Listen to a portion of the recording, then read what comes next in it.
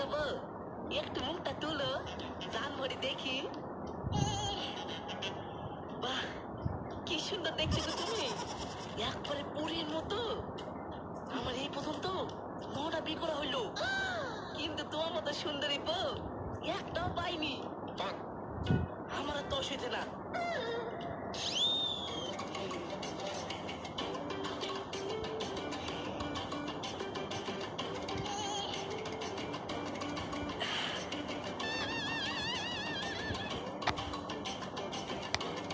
থামেন।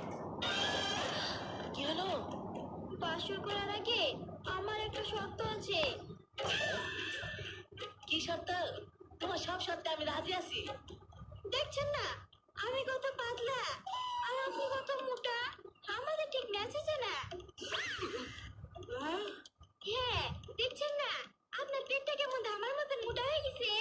আপনি কাল থেকে জগিং এ যাবে, একটু ফিট হবে, একটু স্লিম হবে, তারপরে আমরা বাসর ঘর করবো।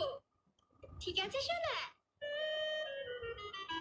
ঠিক আছে, তুমি আমার সুন্দরী বউ, তোমার জন্য আমি সব করতে পারি।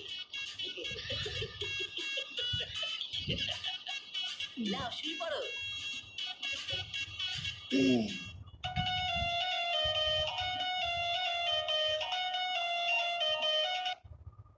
হ্যালো, কে?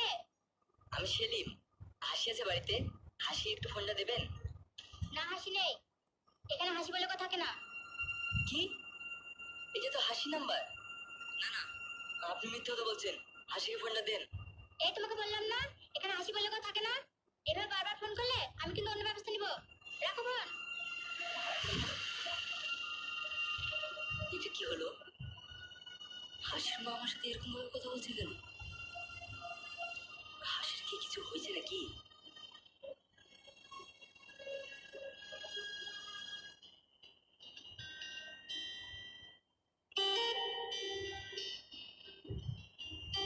সুমাইয়া, শোনো।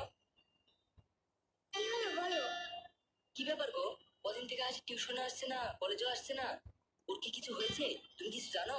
সে কি, তুমি জানো না? কদিন আগে তো হাসির বিয়ে হয়ে গেছে। কি? কি সব আজে বাজে কথা বলছো? হাসি এটা করতে পারে না। তুমি মিথ্যা কথা বলছো। ও আমাকে খুব ভালোবাসে। হ্যাঁ গো, আমি সত্যি বলছি। হাসির বিশাল বড় লোক বাড়িতে বিয়ে হয়েছে। বিশ্বাস না হলে ওকে ফোন করে জিজ্ঞেস করো। এই শফিক, চা।